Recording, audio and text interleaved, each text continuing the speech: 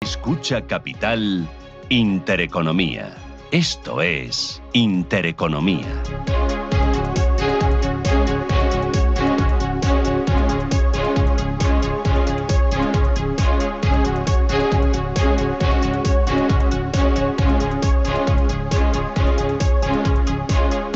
Hoy tenemos una tertulia especial aquí en Capital Intereconomía. Quedan 28 minutos para llegar a las 11 de la mañana.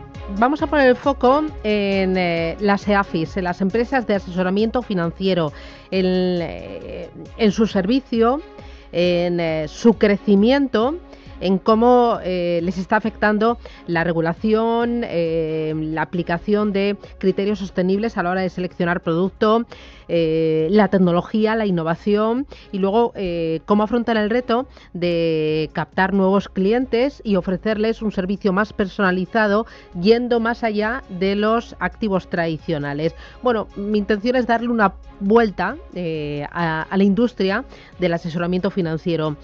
Para esta mesa me acompaña Carlos Farrás. Carlos, ¿qué tal? Buenos días. Buenos días. Que es socio fundador de DPM Finanzas. Oye, cuéntame qué hacéis en DPM Finanzas, ¿qué lleváis ahí en el corazón? Pues llevamos ya 11 años prestando exclusivamente asesoramiento independiente, financiero independiente. Fuimos un poco, yo creo que, pioneros en este país, que era un gran desconocido y que yo creo que cada vez menos. Y la verdad es que hemos ido creciendo con los años y sin perder el foco y los valores, que básicamente era exclusivamente hacer asesoramiento. Ya dejamos a los bancos para hacer la ejecución en la depositaria o las plataformas para la distribución, y nosotros nos centramos exclusivamente en ayudar a los clientes a tomar las decisiones de inversión. Me acompaña también Ramón Alfonso. Ramón, encantada, buenos días. Buenos días. Que es socio de North Patrimonia. ¿Qué os diferencia a vosotros de otras EAFIs o casas de asesoramiento? Básicamente lo mismo que acaba de comentar, y básicamente la planificación y ayudar a acompañar a los inversores en gestionar su patrimonio. ¿Cuál es el perfil de tus clientes? Básicamente empresarios, y una cosa que me satisface muchísimo es ver que en los últimos años tenemos un número creciente de empresarios jóvenes en sectores de renovación. Por tanto, hay mucho más empresario tecnológico o personas que hacen negocios en cualquier parte del país y utilizando toda clase de herramientas modernas. Y eso me satisface un montón. Me acompaña también Fernando Hernández. Fernando, ¿qué tal? Buenos días. ¿Qué tal? Buenos días. Que es Senior Investment Advisor de Insignion Iberia. ¿Qué hacéis vosotros? Bueno, pues Insignion es una empresa que nace en Suiza, con lo cual nosotros, siendo una empresa de asesoramiento financiero que normalmente somos pequeños, somos un grupo reducido de personas, somos una multinacional, lo cual es un poco contradictorio. Somos una empresa global. Entonces esa globalidad para nosotros es importante. Por supuesto, la palabra que ha mencionado Carlos, independencia. Yo creo que a los que estamos en este lado, la independencia al final nos lleva a menores costes para los clientes. Luego hablaremos de ello probablemente. Pero el cliente, desde el momento en el que empieza a trabajar con nosotros, empieza a ahorrar, empieza a tener carteras más eficientes. Y sobre todo, yo creo que la importancia de comprender el patrimonio global de los clientes. Los clientes depositan en los bancos, pueden tener distintos bancos, pero al final necesitan tener una visión global de lo que tienen entre manos. Muchas veces tienen visiones parciales, muy vinculadas al producto que los bancos les han ido incorporando en sus carteras, y tienen un mare magnum que nosotros tratamos de decirle: esto hay que verlo de una forma global y parcial, pero entendiendo lo que tienes de forma global. Aquí, ¿cómo está cambiando la industria, pensando que tenéis grandes competidores que son principalmente las bancas privadas de las entidades financieras o las grandes bancas privadas independientes de nuestro país? ¿Qué aportáis vosotros de diferente? ¿Qué tipo de trabajo? Además de esa independencia, de esa personalización, pero ¿cómo competís en un mercado? Yo creo que es muy difícil, ¿no? Bueno, yo creo que lo que tienes que tener es una clara propuesta de valor diferenciada y de un valor añadido, porque evidentemente hay mucha competencia en la industria. Y por ejemplo, nosotros lo que lo hemos vivido en primera persona es que tenemos clientes que podrían estar con un banco súper suizo en Suiza o en Luxemburgo, porque tienen patrimonios muy elevados, y están con nosotros y llevan muchos años con nosotros, ¿no? Entonces, lo cual demuestra que hay, digamos que por lo menos nosotros en la manera de invertir, que antes preguntabas un poco por la diferenciación, nosotros tenemos una manera de invertir muy por racionales, estilo Warren Buffett, etcétera, etcétera, que nos ha hecho tomar decisiones en el pasado y en el presente y el futuro probablemente diferentes al resto de la industria, ¿no? Entonces, al final, tú tienes que tener una propuesta diferenciada de dónde quieres ir, a qué tipo de inversor quieres echar una mano, o a cuál puedes echar una mano, y de ahí trabajar con ello y hacerlo bien, claro. O sea, es decir, lo que hay que hacerlo es bien para poder competir, ¿no?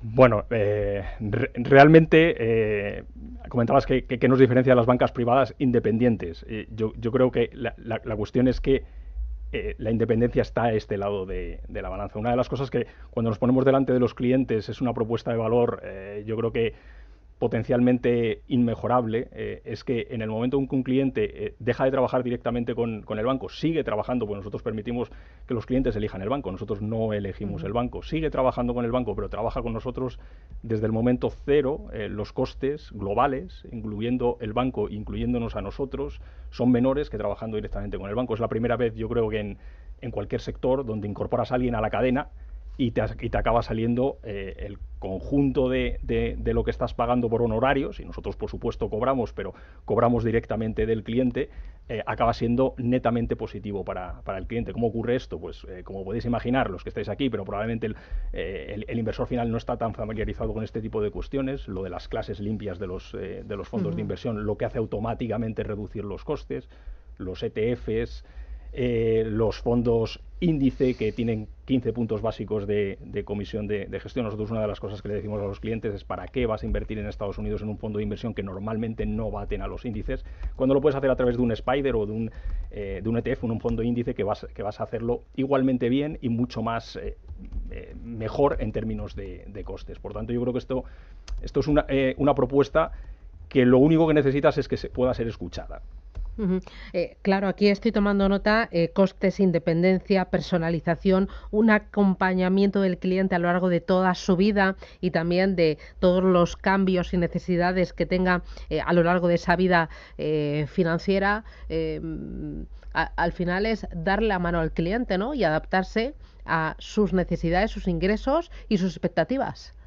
Es correcto. Con independencia total. Con independencia total, dándole visión global, acompañándole, escogiendo bien y darle exactamente todo lo que se ha explicado en las dos intervenciones anteriores. Oye, me comentabas que cada vez tenéis más clientes que proceden, que son empresarios y que son muchos o cada vez más jóvenes empresarios.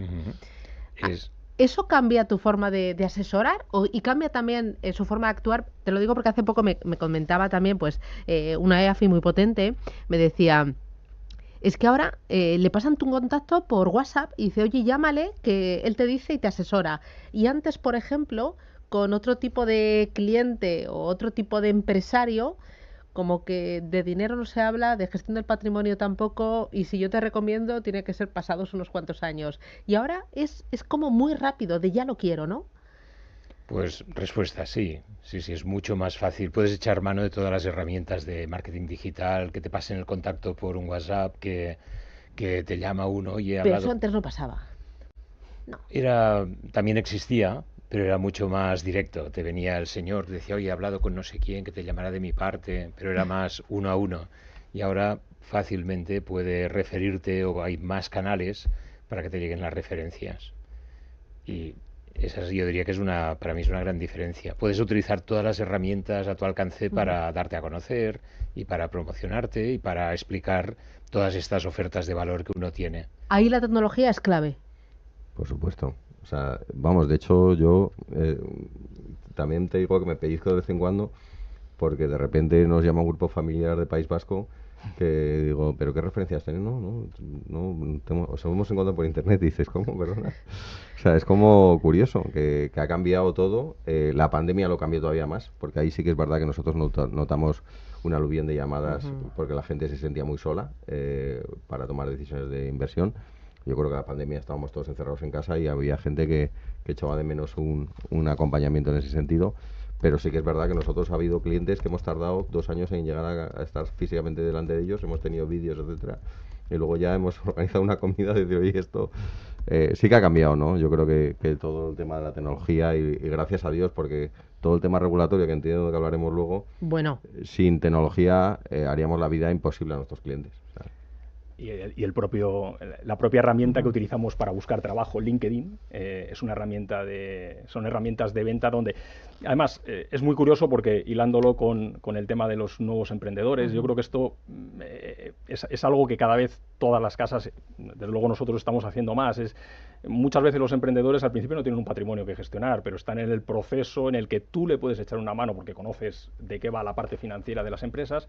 Y además puedes acompañarle en la generación del patrimonio. Todo el mundo va generando patrimonio, todo el mundo puede en un momento determinado vender su empresa y tener un evento de liquidez. Y esto la banca suiza no la acomete porque no tiene 5 millones bajo gestión en el momento en el que... Pero esto yo creo que es un poco miope y es algo de lo cual nosotros nos podemos, digamos, no aprovechar, sino acompañar a ese tipo de futuros y presentes clientes. Y buscar en vuestras propuestas de valor activos y estrategias más allá de bolsa, más allá de bonos. Sin duda. La concepción que tenemos que tener nosotros con el cliente es una concepción muy distinta de la gestión de un fondo de inversión. Aquí probablemente todos hemos, de alguna forma, gestionado o hemos estado cerca de la gestión de un fondo de inversión.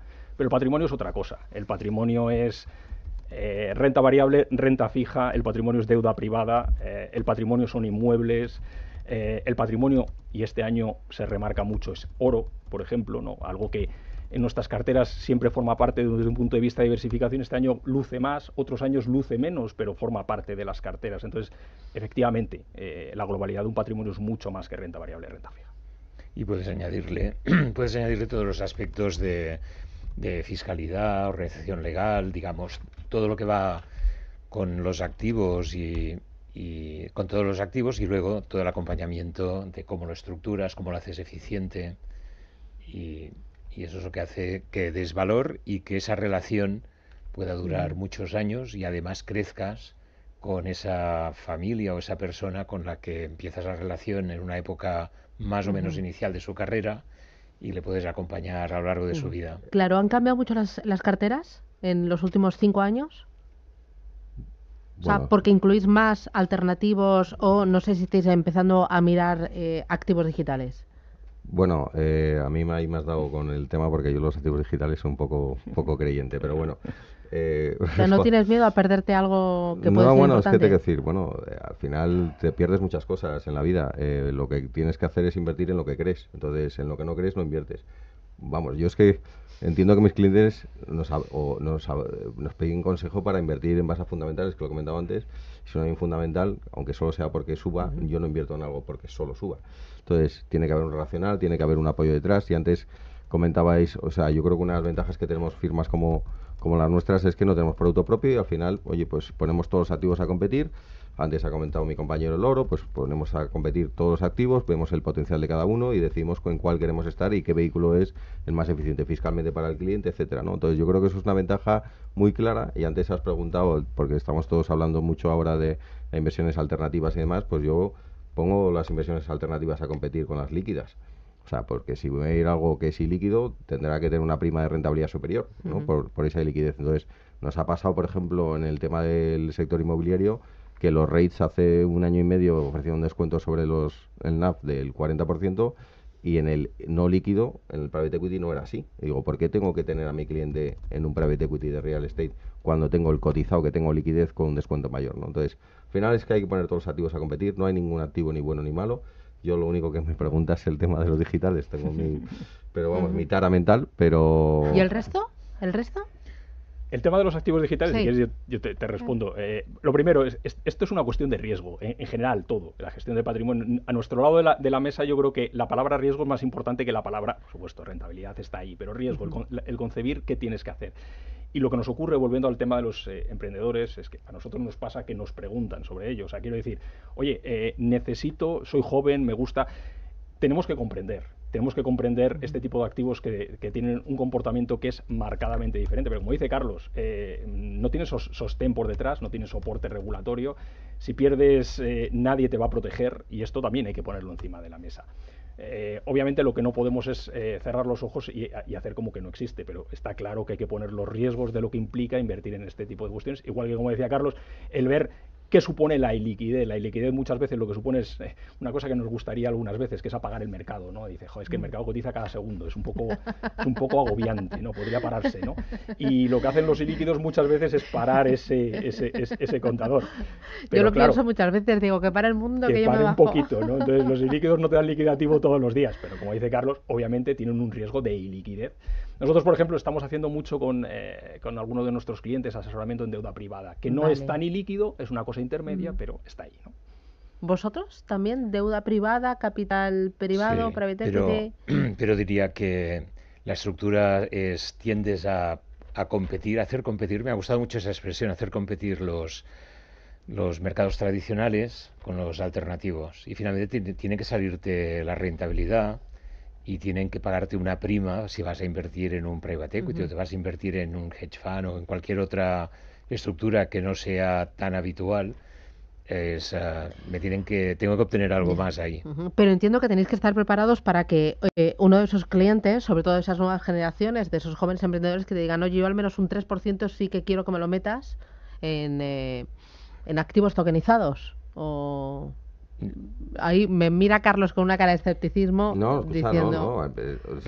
Yo creo que es una realidad, ¿no? O sea, es decir, el Bitcoin está ahí, pero tengo que decir que bueno, es como, que al final un poco tú das tu opinión y que luego, evidentemente, el inversor, que nosotros no tocamos su dinero, que somos asesores, que eso es importante, que no hacemos la parte de ejecución, pues decide él un poco qué hacer, ¿no? Entonces te pide que te consulta y tú das tu racional, y yo entiendo que incluso hemos visto como casas grandes como JP Morgan ya contempla con un 3% que debería tener de peso todo las divisas digitales, etcétera, etcétera, pero te quiero decir que tampoco hay mucho sustento detrás. O sea, te quiero decir, es como... vuelvo a la propuesta de valor de cada uno, ¿no? Warren Buffett no invierte en oro. Pues él ha decidido que es así. Probablemente se ha perdido un rally importante el oro, pero es así. O sea, pues uno asume lo que tal, pero bueno. ¿Ibas a decir algo, Ramón, o no?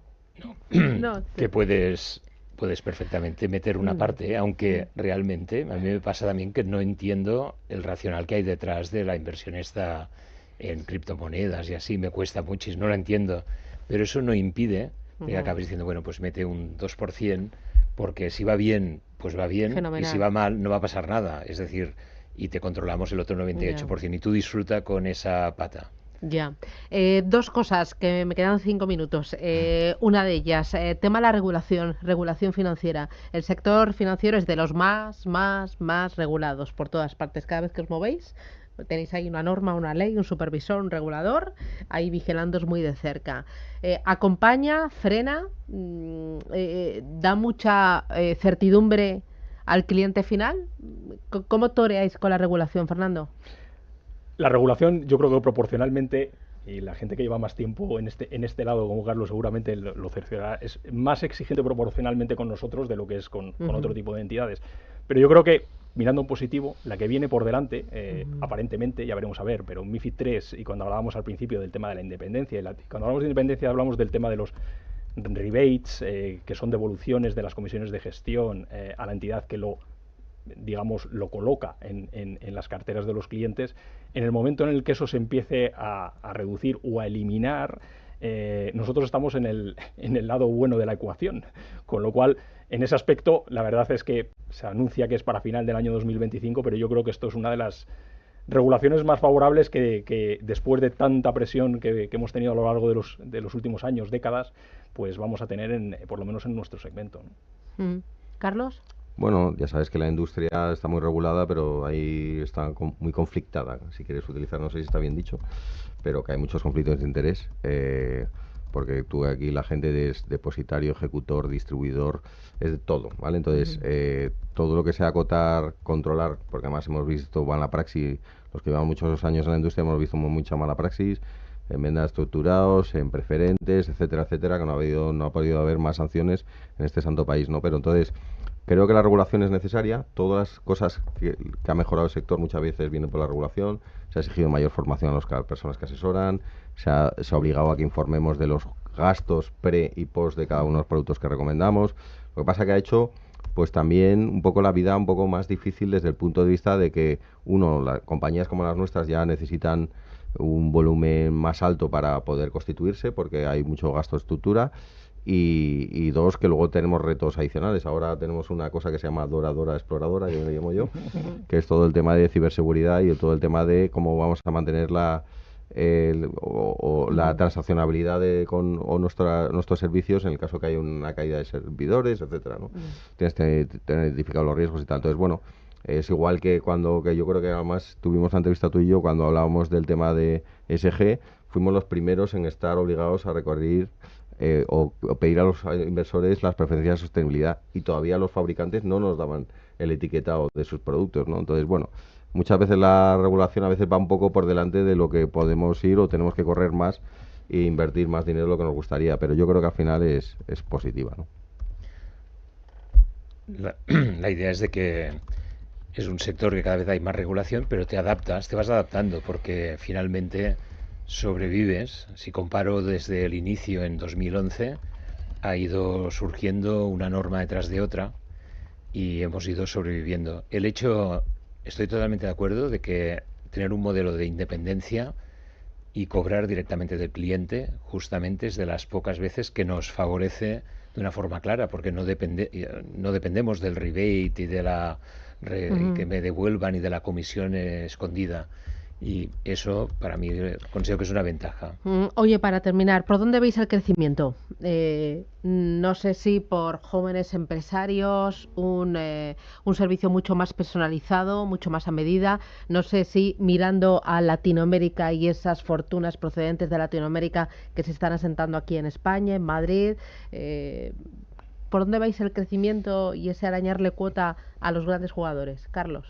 Bueno, hay una parte que yo creo que es natural, o sea, nosotros, por ejemplo, llevamos crecimiento los últimos 4 años del 70% en ingresos y este año llevamos un 25, me parece, por ahí.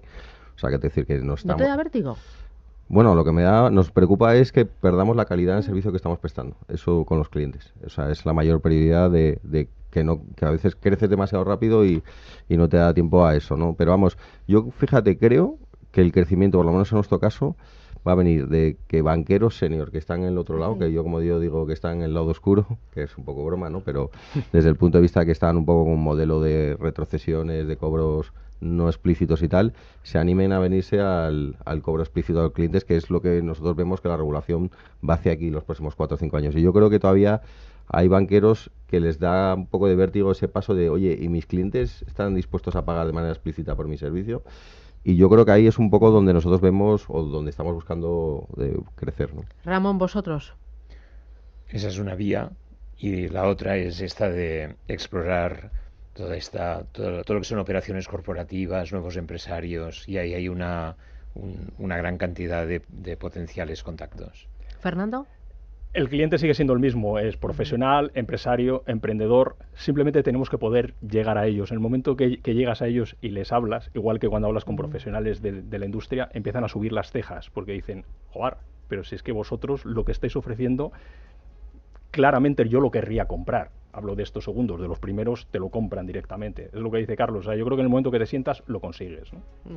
Pues, ¿ibas a decir algo más? Sí, no, que lo que sí que es verdad que yo probablemente que compartimos los tres que nuestro perfil de cliente es gente con ciertos conocimientos, es decir, más conocimientos financieros y sabe distinguir qué es lo que quiere y está dispuesto a pagar por ello. Carlos Farrás desde DPM Finanzas, Ramón Alfonso desde Nord Patrimonia y Fernando Hernández desde Insignion Iberia. Oye, pues enhorabuena. Muchísimas gracias por acercaros aquí y nada, a por 2025 ya. Y a ti, ¿no?, por darnos un poco de visibilidad. Bueno, que llevamos aquí peleando nosotros. Ya sabes que yo soy fan, yo soy fan, lo hacéis muy Está bien. Está bien que nos des este tipo de tertulias. Claro, yo soy fan, creo que lo estáis haciendo muy bien gracias. Y que hacéis ahí un trabajo de educación financiera, de acompañamiento, de dar la mano al cliente, de entenderle. Y bueno, pues nada, grandes éxitos, ¿no? A crecer. Gracias. Un abrazo. Gracias a vosotros. 3 minutos, boletín informativo y regresamos. Afrontamos la última hora de Capital Intereconomía. Hasta ahora.